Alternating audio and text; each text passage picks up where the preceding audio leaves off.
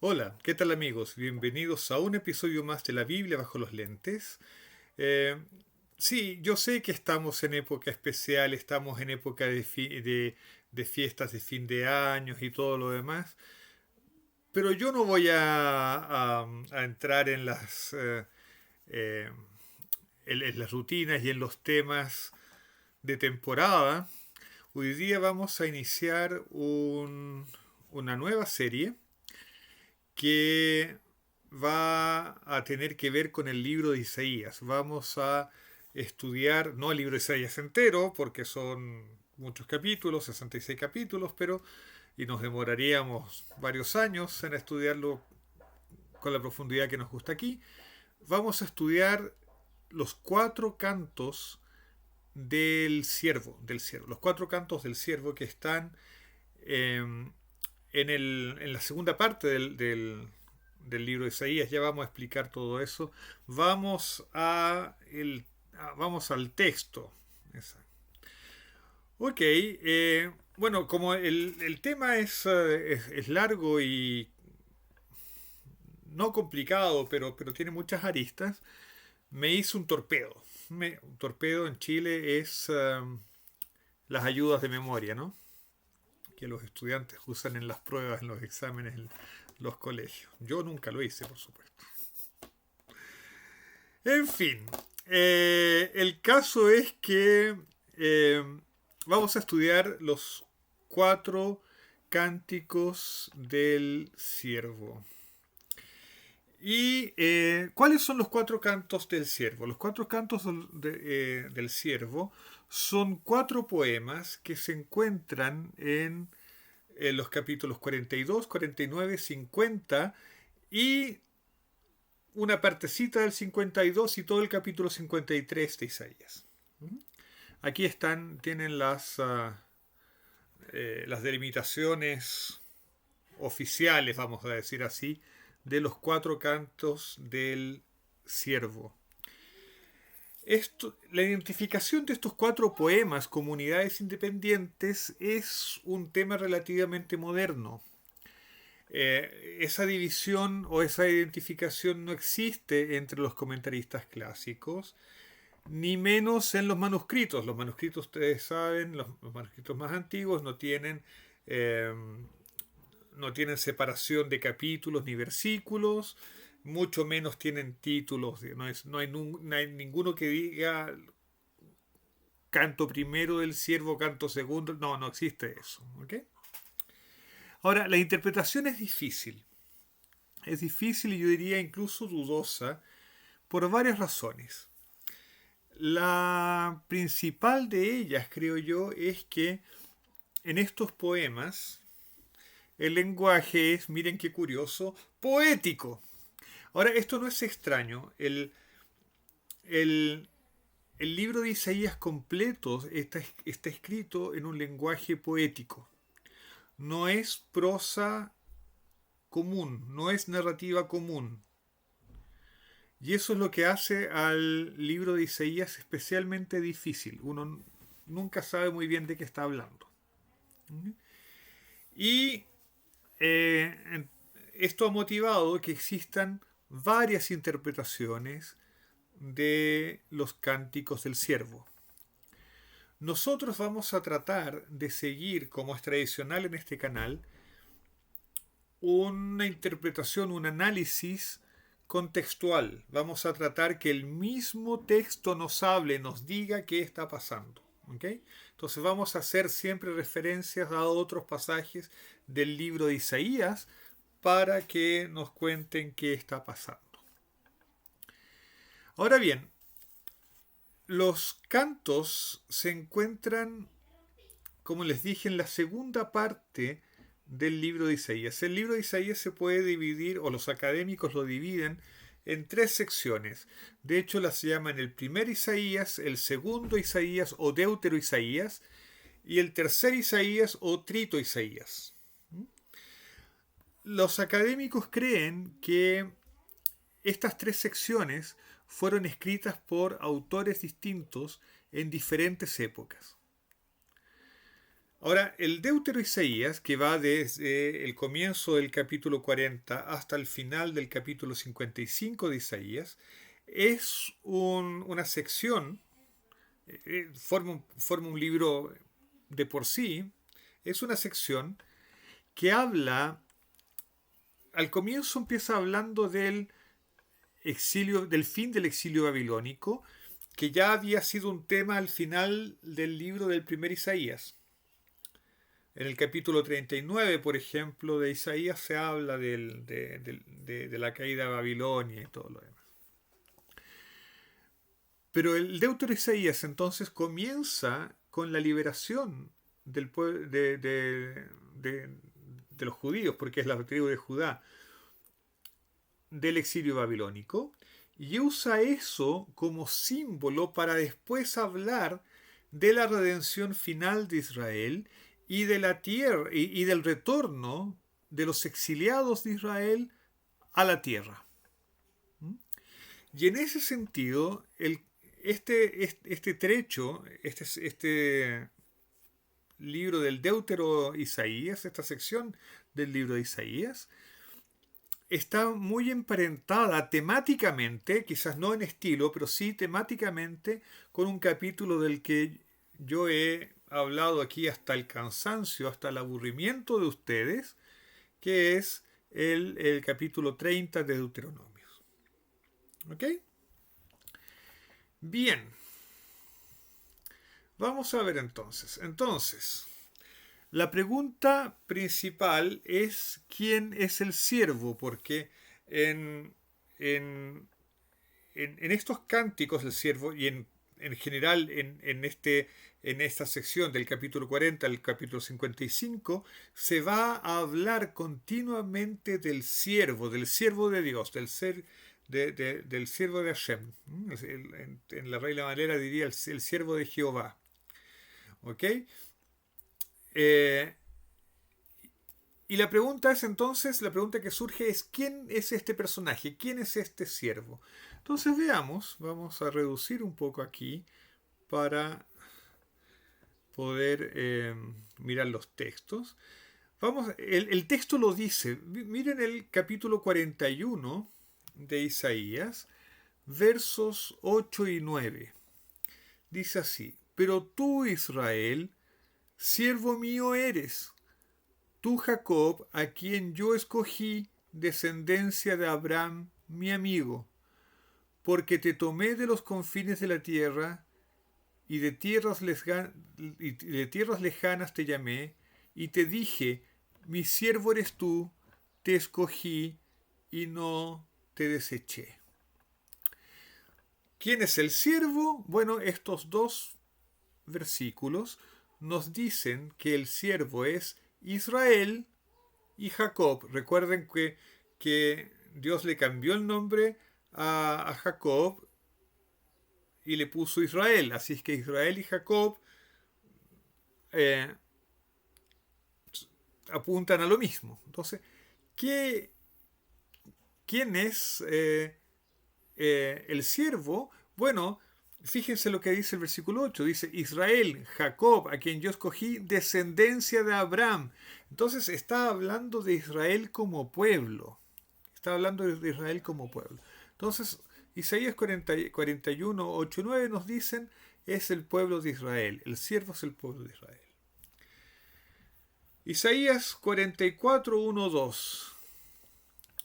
Ahora pues, oye Jacob, siervo mío, y tú Israel, a quien yo escogí. Así dice Jehová, hacedor tuyo, el que te formó desde el vientre, el cual te ayudará. No temas, siervo mío Jacob, y tú Jesurún, a quien yo escogí. Jesurún es un nombre poético para el pueblo de Israel. Se encuentra justamente en secciones de la Biblia hebrea en que se usa poesía. Por ejemplo, en el capítulo 32 de Deuteronomio también se llama a Israel, al pueblo de Israel se llama Jesurón. Entonces, ¿quién es, según el capítulo 44, versos 1 y 2, el siervo? Jacob, Israel. ¿Ok?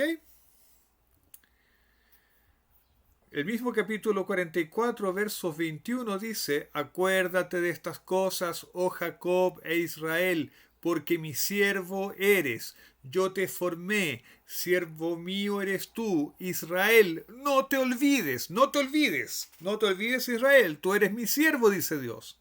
No se te vaya a olvidar que tú eres el siervo. ¿Ok? ¿Quién es el siervo? Según este versículo, de nuevo, Jacob, Israel. Capítulo 45, verso 4.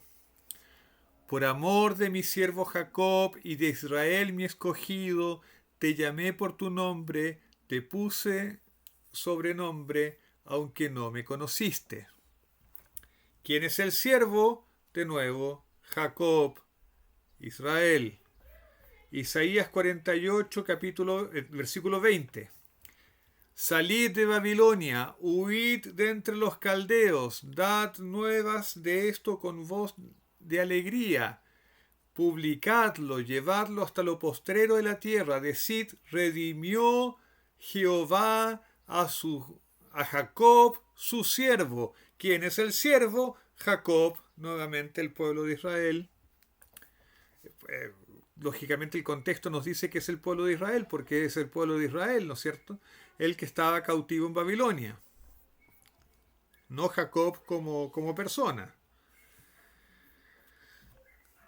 Isaías 49:3, de nuevo, y me dijo, mi siervo eres, oh Israel, porque en ti me gloriaré.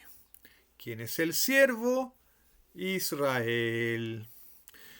Estos son todos los versículos que encontré en el libro de Isaías acerca del siervo, que identifican al siervo. No hay ningún otro versículo que yo sepa que en el libro de Isaías identifique al siervo.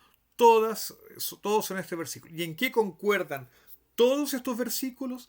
Es que el siervo es Israel, el pueblo de Israel. Entonces, a estas alturas es como ese juego que se hace con los niños, ¿no? Con los niños bien chiquititos. ¿De qué color es el caballo blanco de Napoleón? Entonces uno se ríe cuando los chicos dicen negro o azul o cualquier otra cosa, ¿no es cierto?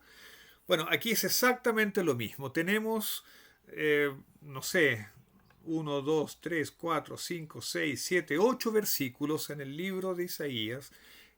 De hecho, en la sección adecuada, en la sección del Deutero Isaías, que nos dicen que el siervo es Israel. Por lo tanto, cuando nos pregunten quién es el siervo, uno no debería ser, a ver, no sé, es que puede ser. No, no, no, no. El texto dice el siervo es Israel. Punto, se acabó. Entonces, cuando nosotros leamos el siervo, en qué deberíamos pensar en primer lugar? En Israel. El pueblo de Israel es el siervo. ¿Ok? Ahora bien, si el asunto fuese fácil, esto no estaría siendo tratado en la Biblia bajo los lentes. Entonces la conclusión es que el siervo es Israel. Esa es eso es el punto importante. El siervo es Israel. Sin embargo, bueno, vamos a especificar después que en realidad puede que no sea todo Israel, puede que se refiera a la tribu de Judá. Eso lo vamos a ir viendo después. Pero por versículo, ok, eso lo vamos a explicar después. Pero ese es Israel, es el pueblo de Israel, específicamente la tribu de Judá, porque es la tribu de Judá la que estuvo exiliada en Babilonia, no el pueblo entero. Cuando Isaías escribe, las 10 tribus del norte ya habían sido llevadas en cautiverio por los asirios. Así es que lo único que quedaba como Israel, como pueblo de Israel, era la tribu de Judá, con remanentes de las otras tribus, más la tribu de Leví y Benjamín. Pero básicamente eso, básicamente Judá. Ahora bien, dicho eso, y habiendo jugado al caballo, a qué color es el caballo blanco de Napoleón, tenemos que decir, por honestidad intelectual, que el Targum es la traducción de la Biblia hebrea al arameo. El Targum de Isaías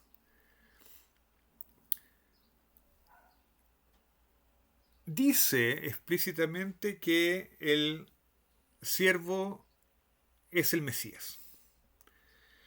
Ahora bien, los Targumim es el plural de Targum, los Targumim son siempre interpretativos, extremadamente interpretativos. Entonces refleja la interpretación de la sinagoga o la interpretación mayoritaria tal vez de los judíos en la época en que fue escrito el Targum. El Targum de Isaías debe ser de poco antes del comienzo de la era común. Entonces el Targum interpreta el siervo como refiriéndose al Mesías.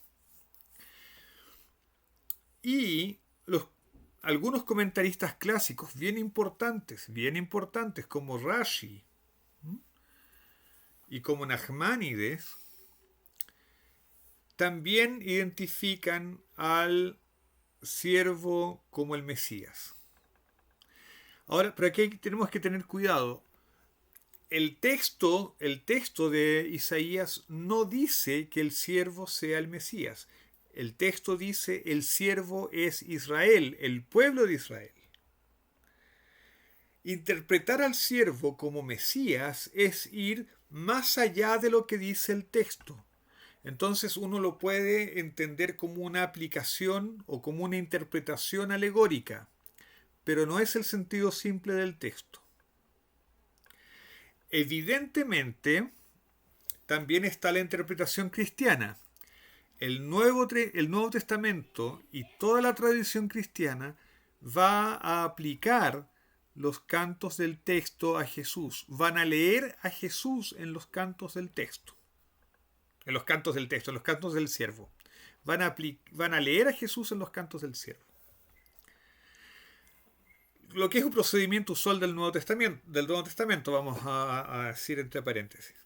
En particular, el Nuevo Testamento va a citar directamente el primer canto y el cuarto canto. Los va a citar textualmente en relación a Jesús. Lo vamos a ir estudiando en detalle. Pero, de nuevo, esa es una interpretación alegórica. Es una relectura de los textos. Es una interpretación que va más allá de lo que el texto mismo dice. Lo que dice el texto es el siervo es Israel. ¿Estamos bien hasta acá? Ok, sigamos entonces. Características. ¿Cuáles son las características de este siervo? Bueno, el texto nos dice que el siervo fue formado desde el seno materno. Nosotros ya leímos en Isaías 44:2, donde dice, así dice Jehová, hacedor tuyo, el que te formó desde el vientre. El que te formó desde el vientre.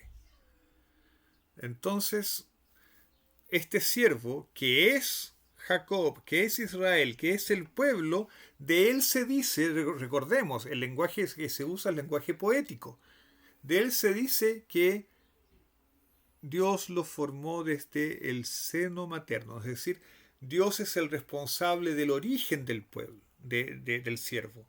Lo que es cierto para el pueblo también, ¿no es cierto? El pueblo de Israel nace de milagros de Dios, como lo cuenta el libro de Génesis. Lo mismo dice Isaías 49:5, dice, ahora pues, dice Jehová, el que me formó desde el vientre para ser su siervo. El siervo es formado desde el vientre. Es formado desde el vientre. ¿Ok? Contribuye este siervo a la redención de Israel completo y es luz de las naciones. Veamos en el mismo libro, el mismo versículo que estamos leyendo, 49:5, ¿no es cierto?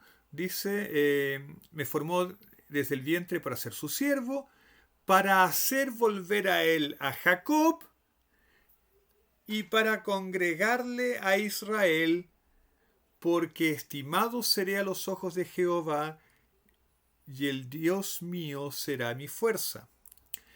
Versículo 6 dice, para que poco es para mí que tú seas mi siervo para levantar las tribus de Jacob y para que restaures el remanente de Israel. También te di por luz a las naciones, para que seas mi salvación hasta lo postrero de la tierra. Entonces, aquí uno dice, ¿no ves? ¿No ves que el siervo no puede ser solamente el pueblo de Israel, no puede ser solamente Israel como nación? ¿Por qué? Porque dice que este siervo tiene que hacer volver a él, a Dios, a Jacob. Y además tiene que ser luz para todas las naciones. ¿No ves? No puede ser la nación, no puede ser el pueblo, porque ¿cómo el pueblo se va a hacer volver a sí mismo? Ok, entonces este es uno de los versículos que motiva la interpretación del siervo como el Mesías también. A mí me parece que hay un poco de confusión en eso, porque si bien es cierto, es difícil pensar que Jacob haga volver a Jacob, hay que recordar que en la época de Isaías, lo que quedaba del pueblo de Israel es la tribu de Judá. Y en la tribu de Judá, más restos de las otras tribus, era efectivamente el remanente del pueblo de Israel. Entonces, pero las promesas de restauración, las promesas de retorno, las promesas de redención es para todo el pueblo de Israel, incluyendo las tribus que habían sido exiliadas por Asiria, que ya estaban dispersas, ya estaban mezcladas con las naciones. Ok, ¿qué quiero decir? Quiero decir que en realidad, si bien es cierto, el siervo de Dios es el pueblo entero de Israel, en la época en que escribe Isaías, ese pueblo se reduce a la tribu de Judá. El siervo es la tribu de Judá en realidad, como remanente del pueblo de Israel entero. ¿Y qué está diciendo, creo yo, este versículo? Lo vamos a estudiar cuando, cuando estudiemos el segundo canto del siervo. Lo que está diciendo este siervo es que la tribu de Judá, como siervo, tiene la responsabilidad de hacer volver a todo el resto de las tribus. Por eso es que el verso 6 dice: poco es para mí que tú seas mi siervo para levantar las tribus de Jacob, para que restaures el remanente de Israel. Entonces es esta parte del pueblo la que va a restaurar a todas las otras tribus, las que están perdidas, las que ya están exiliadas. ¿Okay? Ahora, esto que puede ser visto como un arreglo mío, una acomodación del texto, tiene mucho sentido. Comparemos con Isaías capítulo 11. Isaías capítulo 11 es un capítulo eminentemente mesiánico que ya estudiamos en este video, en este curso. No en este video, pero en este curso, digo, en este canal. En este canal. Esa manía de ser profesor. Ok. El capítulo 11, ustedes recordarán, comienza así: saldrá una vara del tronco de Isaí, un vástago retoñará de sus raíces. Eso es el Mesías. Ese es el Mesías. Versículo 2: y reposará sobre él el espíritu de Jehová, espíritu de sabiduría, de inteligencia, espíritu de consejo, espíritu de poder, de consejo y de poder, espíritu de conocimiento y de temor de Jehová. Y le hará entender diligente en el temor de Jehová. no juzgará según la vista de sus ojos, ni arguirá por lo que oigan sus oídos, sino que juzgará con justicia a los pobres, y arguirá con equidad por los mansos de la tierra, y herirá a la tierra con la vara de su boca, y con el espíritu de sus labios matará al impío, y será la justicia cinto de sus lomos, y la fidelidad ceñidor de su cintura. Y después empieza describiendo, ¿no? Morará el lobo con el cordero, y el leopardo con el cabrito, en fin, en fin, en fin, en fin. Dice, acontecerá en aquel tiempo que la raíz de Isaí, la cual estará puesta por pendón a los pueblos, será buscada por la gente, y su habitación será gloriosa. Y acontecerá en aquel tiempo que Jehová alzará otra vez su mano para recobrar el remanente de su pueblo, que aún quede en Asiria, Egipto, Patros, Etiopía, Elam, etcétera, etcétera, etcétera. Y levantará pendón a las naciones, y juntará a los desterrados de Israel, y reunirá a los esparcidos de Judá de los cuatro confines de la tierra. Y etcétera, etcétera, etcétera, etcétera. Entonces ustedes dicen, ¿no ven? La obra que se describe aquí para el Mesías, porque aquí en el capítulo 11 de Isaías se describe la obra del Mesías. Entre paréntesis, esta es una de las razones por la que los judíos no aceptan a Jesús como el Mesías. ¿Por qué? Porque Jesús no cumplió nada de lo que está en el capítulo 11. La teología cristiana espera que el capítulo 11 de Isaías se cumpla en la segunda venida. Entonces, pero ok, entonces, cierre paréntesis. Entonces, en fin, la obra que está siendo descrita para el Mesías es la misma que el capítulo 49 de Isaías asigna al siervo. O sea, restaurar las tribus de Israel y ser luz para las naciones. Entonces, uno diría, ¿no ven? El siervo es el Mesías. Por eso es que hay autores importantes en la tradición judía como Rashi, como Nachmanides, que interpretan al siervo como el Mesías. Pero también tenemos que considerar el capítulo 2 de Isaías.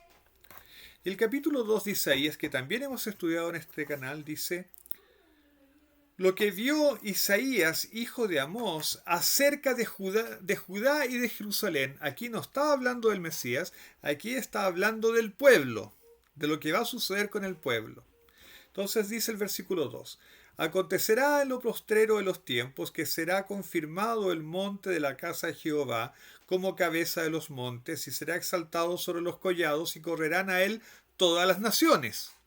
Y vendrán muchos pueblos y dirán: venid y subamos al monte de Jehová, a la casa de Dios, del Dios de Jacob, y nos enseñará sus caminos, y caminaremos por sus sendas, porque de Sión saldrá la ley, y de Jerusalén la palabra de Jehová. Entonces aquí el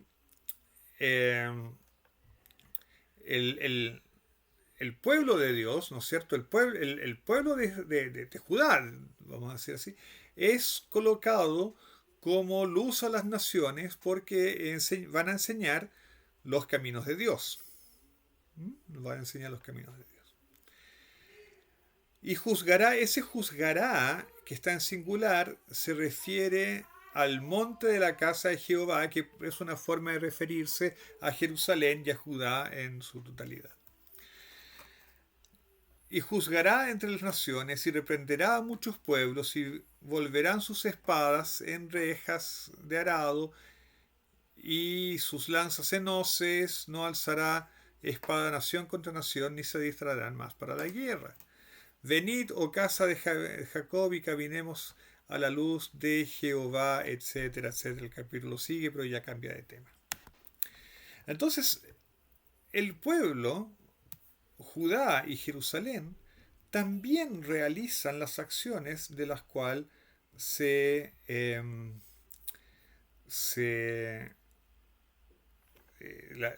las acciones que se le atribuye al siervo de Jehová. Así es que, ¿qué podemos concluir? El siervo de Jehová efectivamente es primariamente el pueblo, sobre todo Judá, sobre todo la tribu de Judá. Y en segunda lectura, en segunda aplicación, como una lectura alegórica, el Mesías.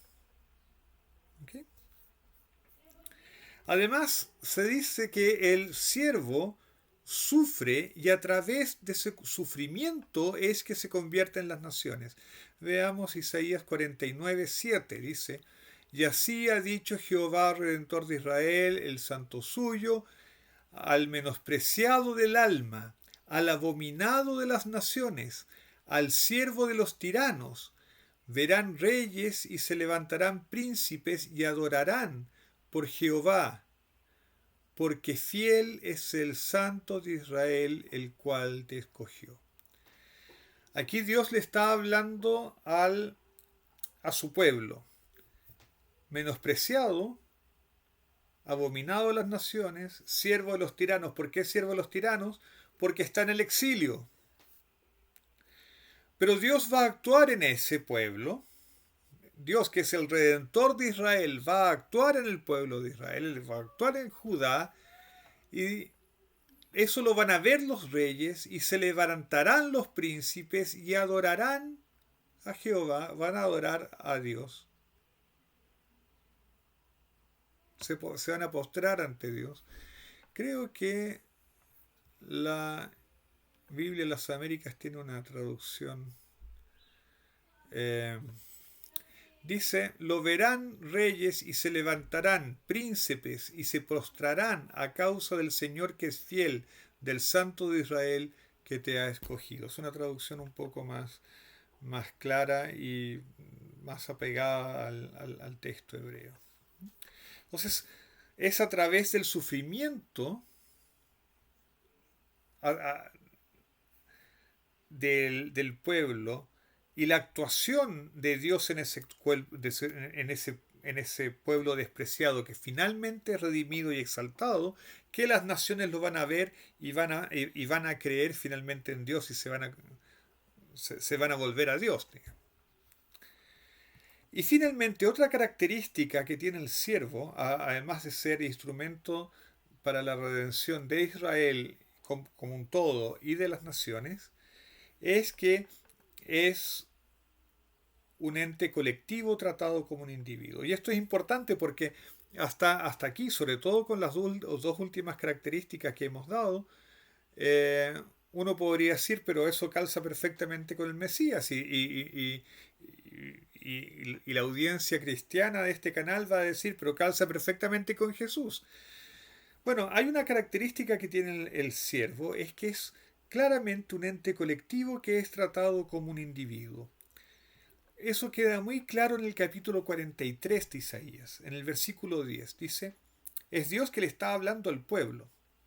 Y dice, vosotros sois mis testigos, declara el Señor, y mi siervo a quien he escogido. Entonces, fíjense la transición entre el plural y el singular. Vosotros sois mis testigos, le dice Dios a cada uno de los componentes del pueblo. Y mi siervo trata al pueblo como un conjunto en singular. Entonces, realmente el siervo es un ente colectivo, es el pueblo que es tratado como un individuo. ¿Ok? ¿Todo bien hasta aquí? Así lo espero. Tenemos un poco de tiempo, creo yo. Vamos a ver si tenemos todavía un poco de tiempo. Tenemos un poquito de tiempo para tratar el primer canto. El primer canto. Vamos al primer canto. El primer canto está en Isaías 42, entre los versículos 1 y 9. Y vamos a leerlo completo y luego vamos a a comentar brevemente. Este canto es muy corto. Ustedes van a ver que los cantos se hacen cada vez más largos. Comienza muy cortito y termina más largo después. El último es el más largo de todos. Dice así. Déjenme leerlo en la Reina Valera, que es la versión más común. Dice: He aquí mi siervo, yo lo sostendré, mi escogido, en quien mi alma tiene contentamiento. He puesto sobre él mi espíritu. Él traerá justicia a las naciones. No gritará ni alzará su voz, ni la hará oír en las calles. No quebrará la caña cascada, ni apagará el pábilo que humeare.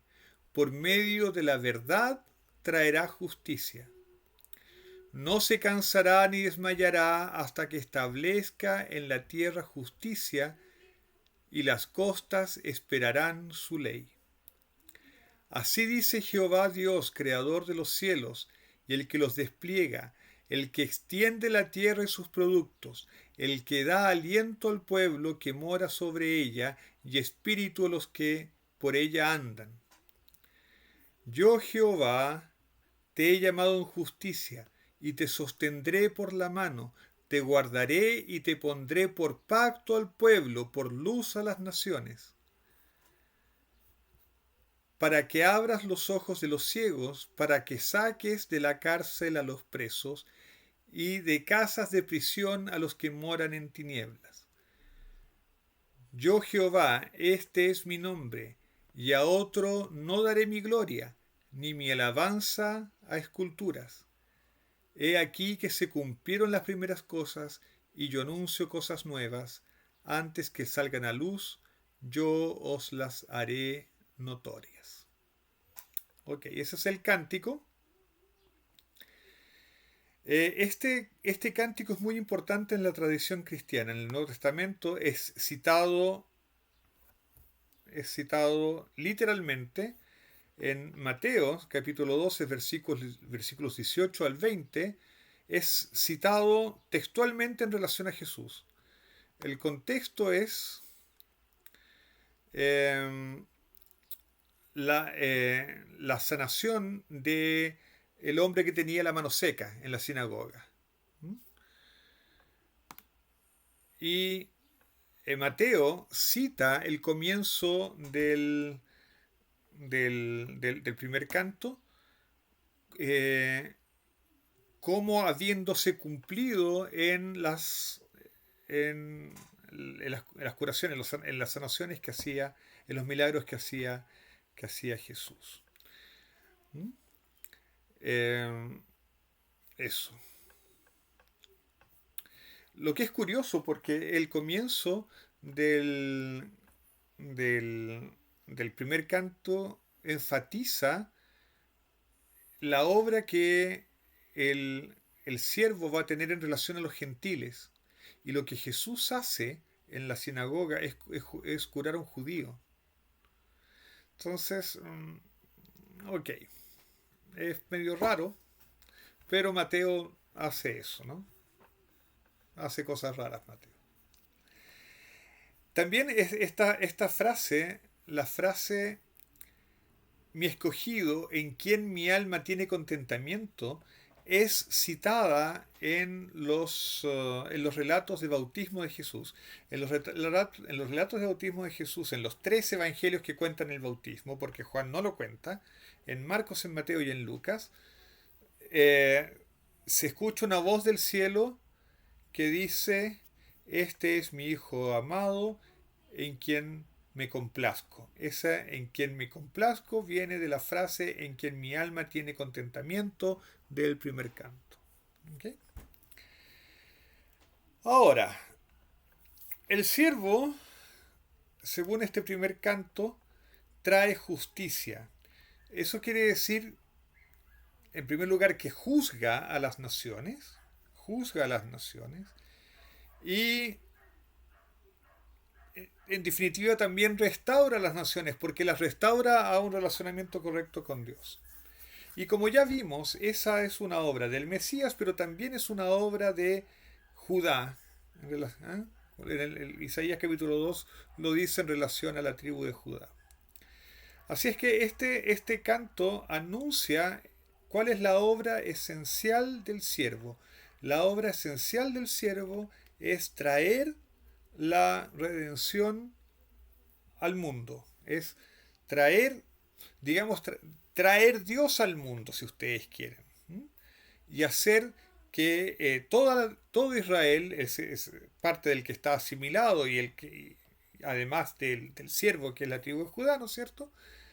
Y además las naciones vuelvan a Dios y sean restauradas por Dios. Ese es el propósito del primer cántico. Entonces el resumen de este video, ¿cuál es?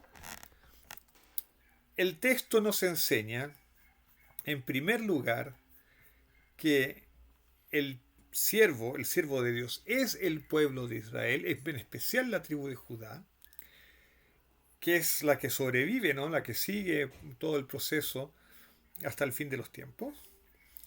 Y ¿cuál es el propósito del pueblo de Israel, el pueblo judío? Es traer la redención finalmente, no solamente a ellos, sino a todas las naciones. Acercar a las naciones de nuevo a Dios. Y bueno, espero que esa experiencia de acercamiento a Dios sea también nuestra experiencia sabática. Así es que no me queda más que desearles que tengan un lindo sábado. Gracias por la paciencia con este video, que es un poquito más largo de lo habitual.